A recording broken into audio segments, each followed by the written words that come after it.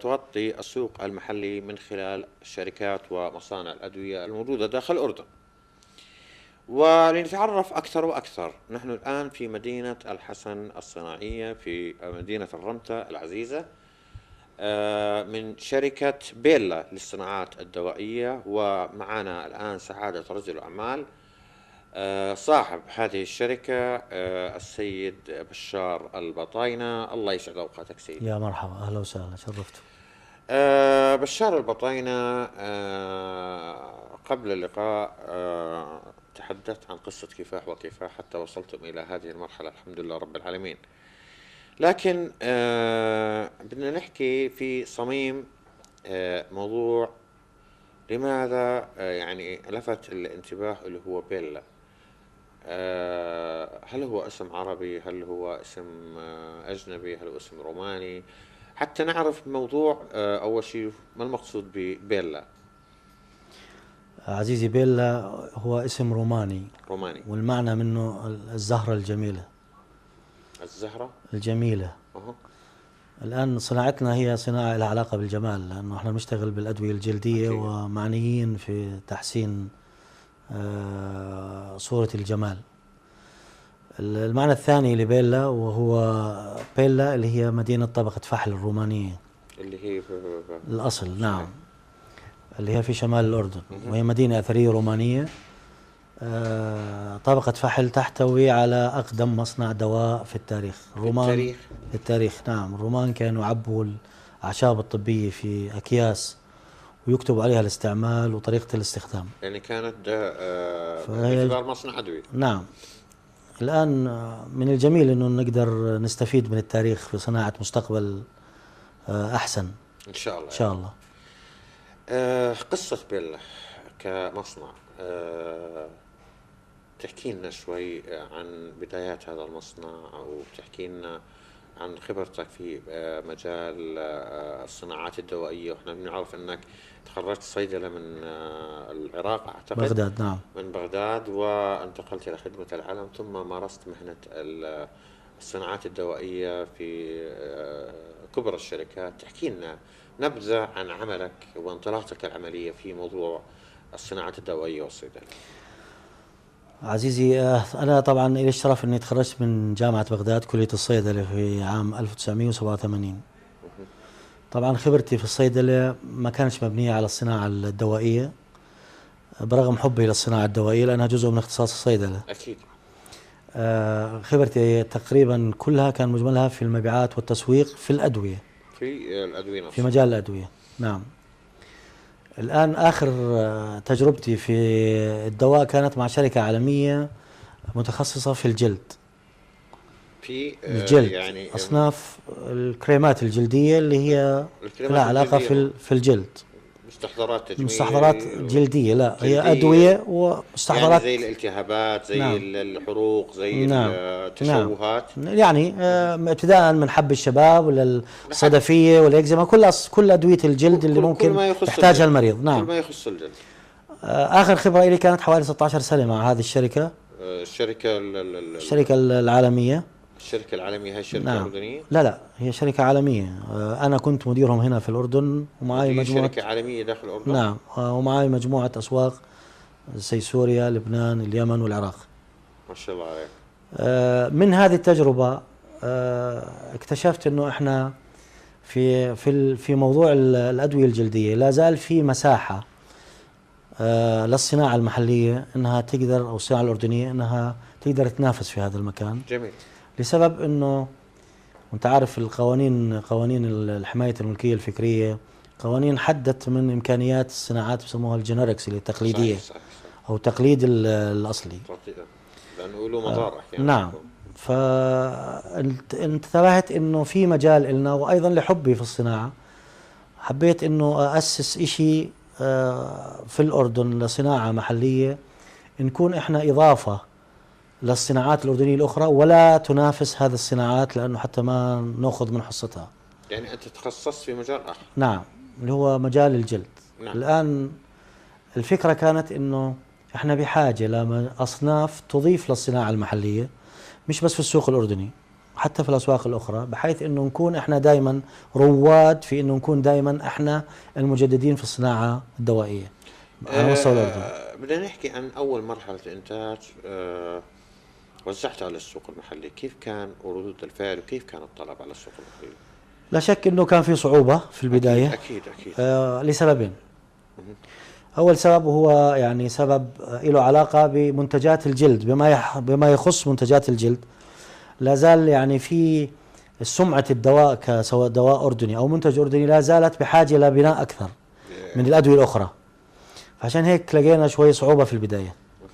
الشيء الثاني طبعا هي مسألة مادية، احنا كانت الشركة في بداياتها وكنا بنعاني من صعوبات في أكيد. بالنسبة للمادة، وبتعرف المسائل التسويقية بحاجة لصرف. صحيح.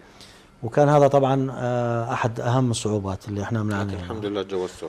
الحمد لله رب العالمين. خلال فترة بسيطة احنا الآن أعتقد من يعني لنا اسم، أكيد سيدي. صار لنا سمعة، عرفت شلون، وإن شاء الله إنه رح نبني عليها للمستقبل إن شاء الله للأمام. كل اللي احنا بنضمنه أو لكن أسواقك الخارجية يعني بنفس الوقت اللي كنت تغطي السوق المحلي كان في طلب على المنتج من قبل الأسواق الخارجية من خلال علاقاتك؟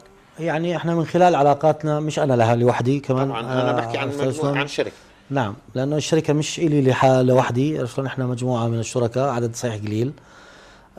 من خلال علاقاتنا كلنا في المنطقة نقدر نسوق ومنتجنا يكون موجود في الأسواق الخارجية القريبة طبعا، عرفت شلون، في وقت قصير. يعني زي أسواق زي إيش؟ احنا عندنا الآن سوق في السعودية، الجزائر، ليبيا حاليا، اليمن، سوريا، لبنان، العراق اللي فيها كمان.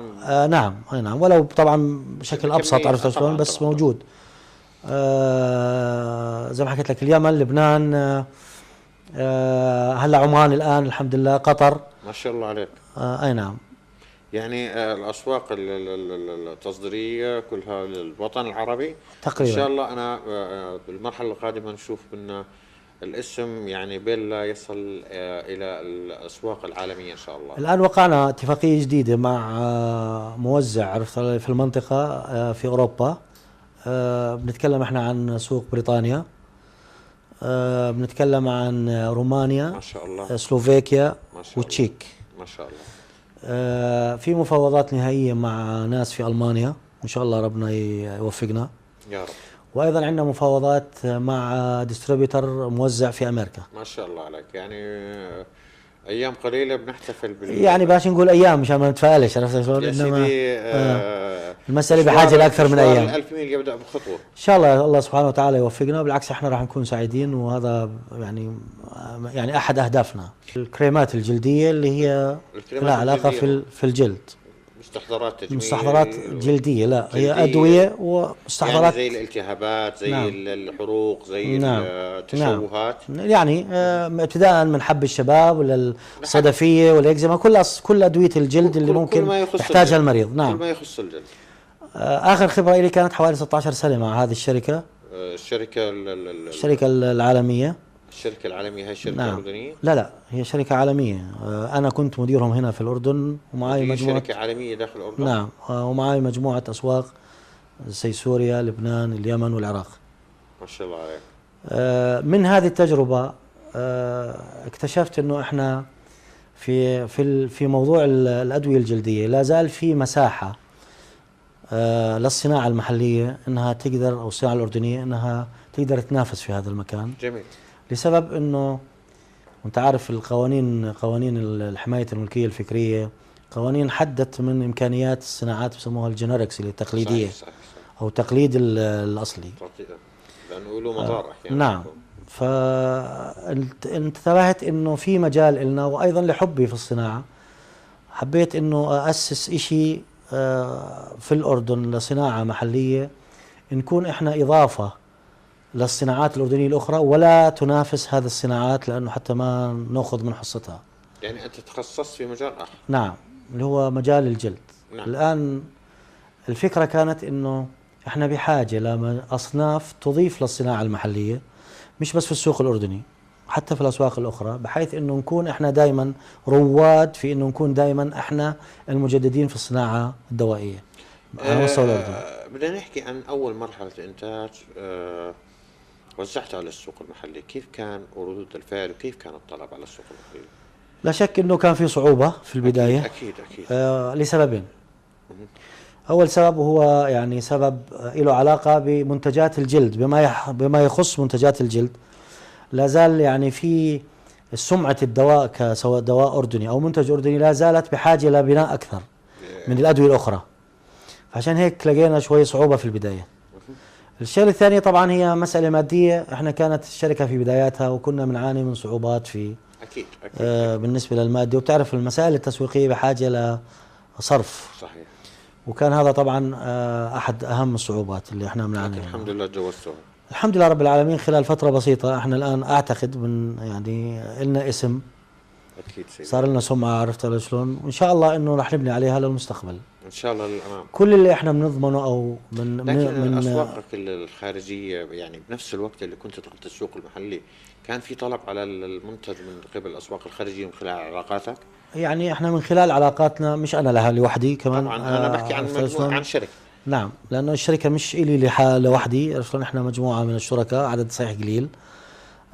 من خلال علاقاتنا كلنا في المنطقة نقدر نسوق ومنتجنا يكون موجود في الأسواق الخارجية القريبة طبعا، عرفت شلون، في وقت قصير. يعني زي أسواق زي إيش؟ احنا عندنا الآن سوق في السعودية، الجزائر، ليبيا حاليا، اليمن، سوريا، لبنان، العراق اللي فيها كمان.